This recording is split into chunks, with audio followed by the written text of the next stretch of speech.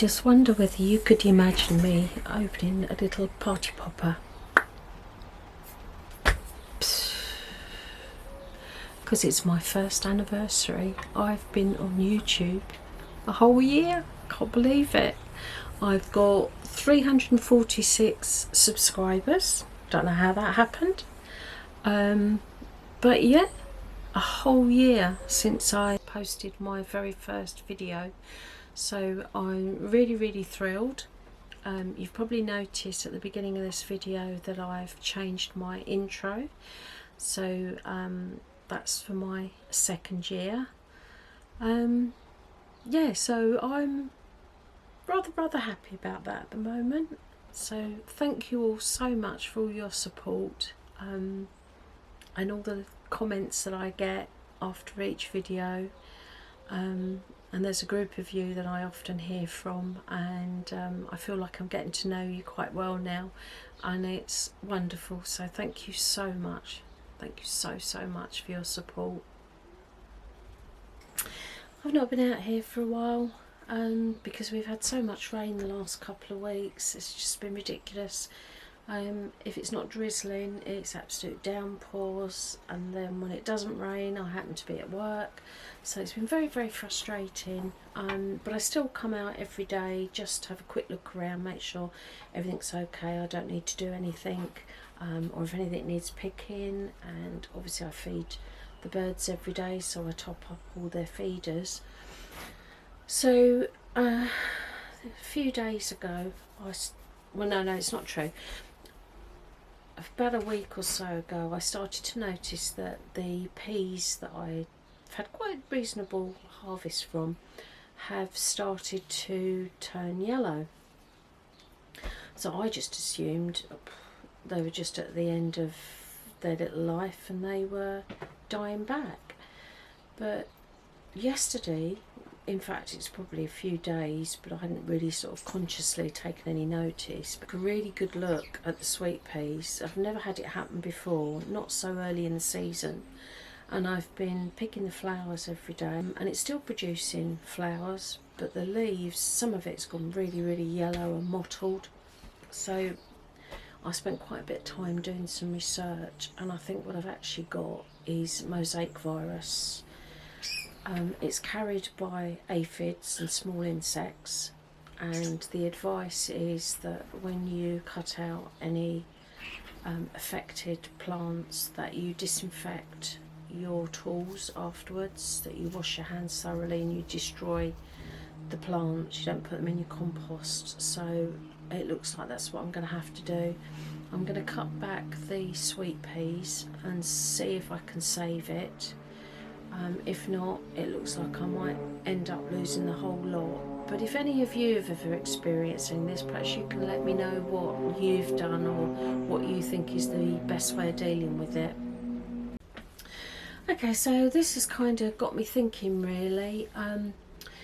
We all encounter different problems within our own gardens, and I'm no exception. I get some problems that happen every year, some that don't, and you just have to work with what you've got. So I sort of wandered around the garden and going from memory as well, thought what I'm going to do is I'm going to discuss all the different sort of pests and diseases that I've encountered in my kitchen garden. So it's not definitive, because there are literally hundreds of pests and diseases and all sorts of problems that you can encounter, deficiencies in the garden, but I'm just going to focus on the ones that I commonly deal with. So the first pest that's on my list is the leaf miner. Leaf miner is caused by tiny grubs from small insects, and they feed on the tissue of the leaves, and the problem with that is that they burrow away and they leave all these streaks. It doesn't spread, it's not a virus, so it's not going to get worse unless you get more grubs. So the idea is you just remove the leaves and get rid of them and the plant will survive. Aphids. Oh, I think we've all got aphids. Aphids, tiny little flies. They come en masse. Black fly is probably the most common in the vegetable garden because they like broad beans, any beans in fact.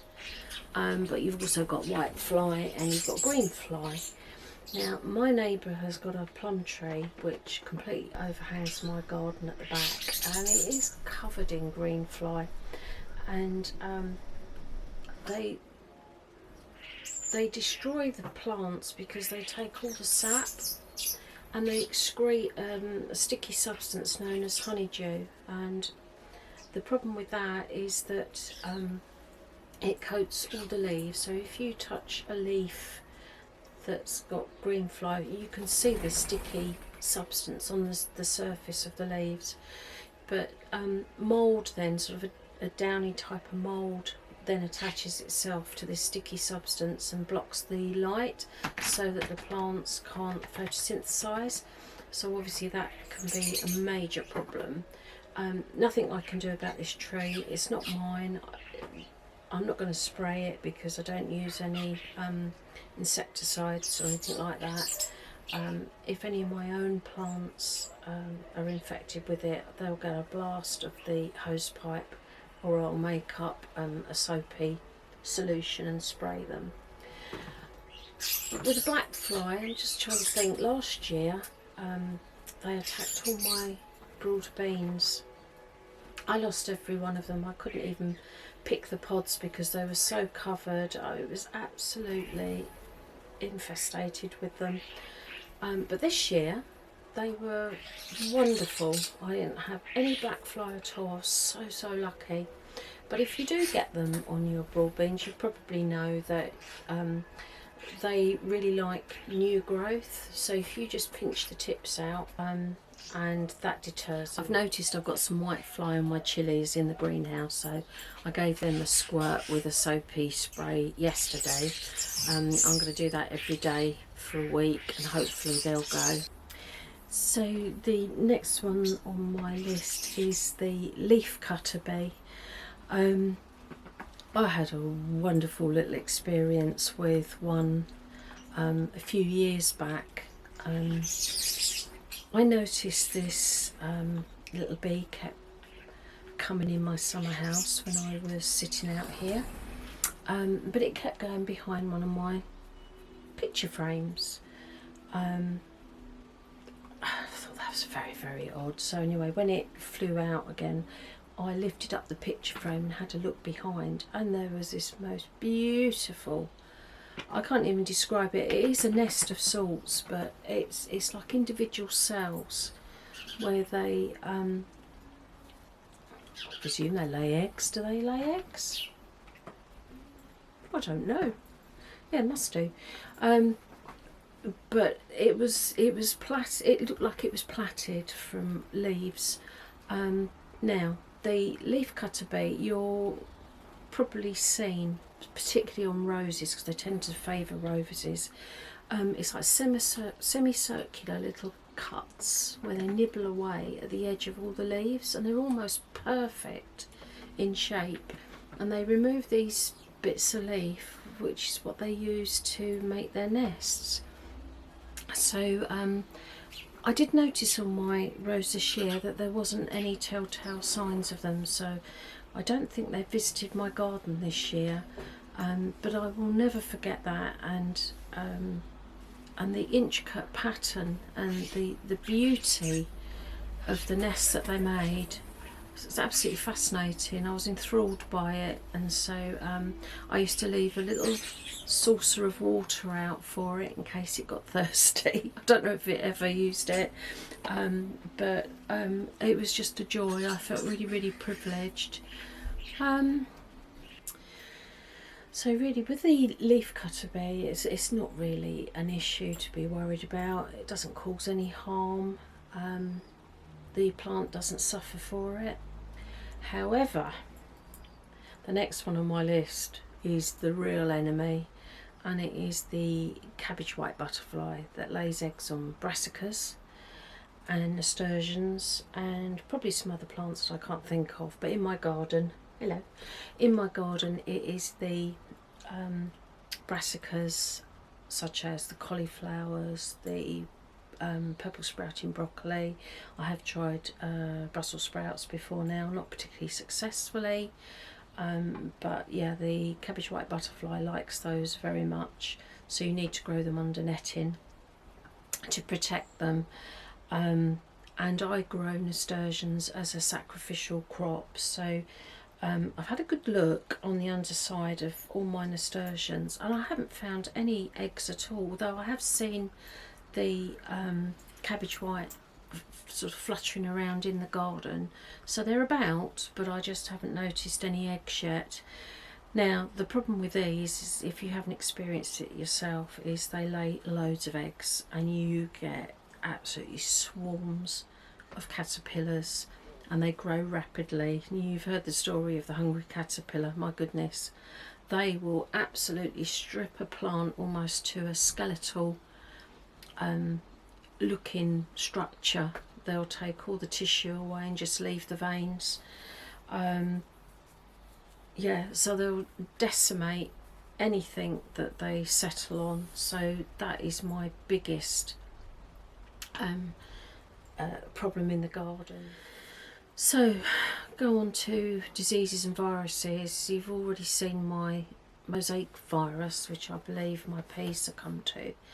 The next one that I get in the garden, unfortunately, is powdery mildew.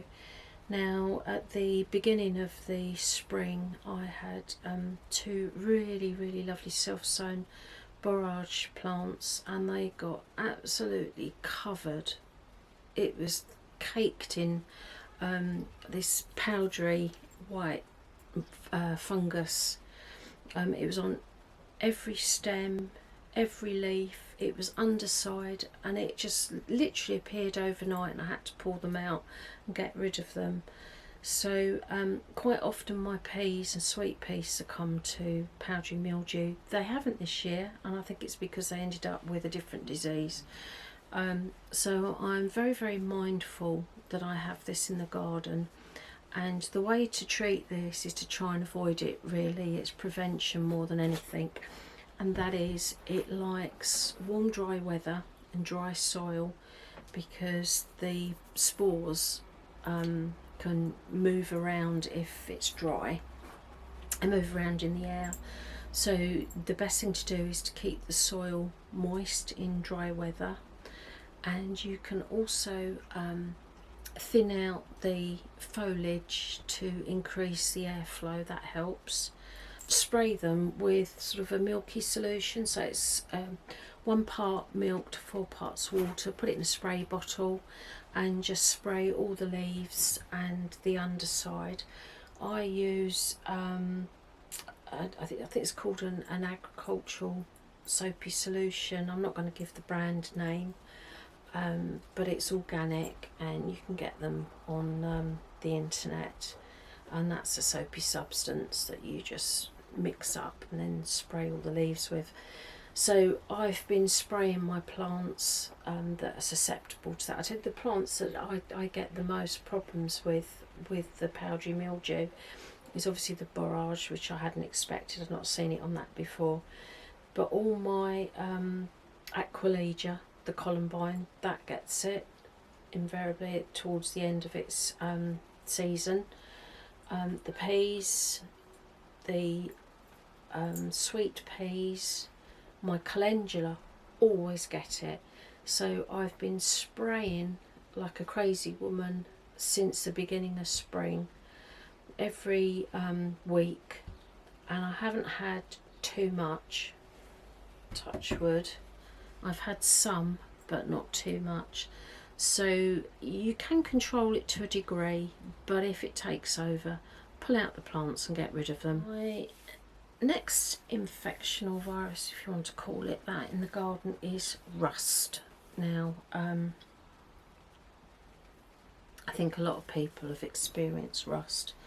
It's more damaging for ornamental plants than it is for, say, vegetables. it's not really a major problem, but it does seem to affect garlic and leeks in particular. But as I say, it doesn't actually harm it from an eating point of view. It's unsightly. You get little tiny sort of orangey, red, browny sort of, what would you call them? I suppose you'd call them spots, but it looks like a rash. Imagine it as a rash that you would have on your skin. It's like that, but it's these sort of orangey brown spots, and it's all over the leaves. Now, I seem to get it in one part of the garden and not the other. Now, when I've grown my leeks and garlics up the top end of the garden on previous years, I've got rust. When I've grown them down the other end of the garden, no rust at all. And I amend my soil every growing season, but it just seems to persist in one end of the garden.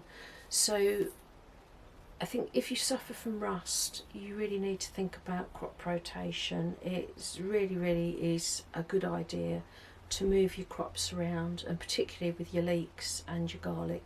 Don't keep planting them in the same soil in the same area, because it just, this infection or disease, whatever you want to call it, will just keep building up and building up and building up, because you're giving it exactly what it wants to grow on. So circulate your plants throughout the garden to try and minimise it. But what I did learn yesterday, let me get my notes because I can never remember these things. Let me just have a read. I didn't know this at all. Oh, excuse me about that. But what I found out was, it says that...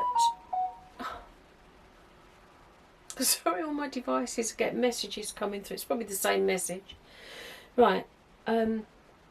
What I learned was that it says the infection is worse on nitrogen-rich soils with low potassium. So that was really interesting. So I'm not very good off the top of my head remembering which way you rotate your crops, but I would say from that, you don't want to plant your leeks and garlic where you've had beans, peas and beans, because peas and beans, I think I explained that in my previous video, they fix nitrogen from the air, and they've got nodules on their roots, and they release that nitrogen into the soil, so they kind of self-feed themselves. So according to those notes, I don't know if you can hear that noise, as Paddy's trying to rearrange his bed. Okay, so so that's one of the issues. Apparently it's nitrogen rich soil and low in potassium, so obviously you need to increase the potassium, but then just don't plant them where you've had beans the previous year. The other thing is, if you do when you do cut the leaves, don't compost them.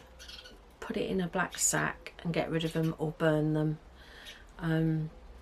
You don't want to put them in your compost bin, because it'll remain in the soil, and then when it's composted and you put it back on the beds, you're reintroducing the same problem.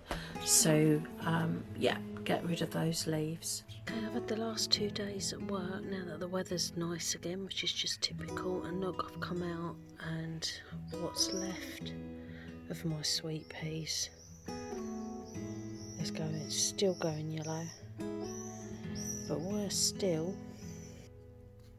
my courgettes, I think they've got it as well. So I think I'm going to lose all of those too. These leaves just look so healthy. I'm going to pick off those ones and see if it'll ward it off a bit. What do we think the verdict is? Am I going to lose the lot?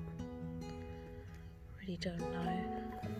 I'm just going to have to watch it over the next few days. If it gets any worse, I'm just going to have to pull the whole plant out.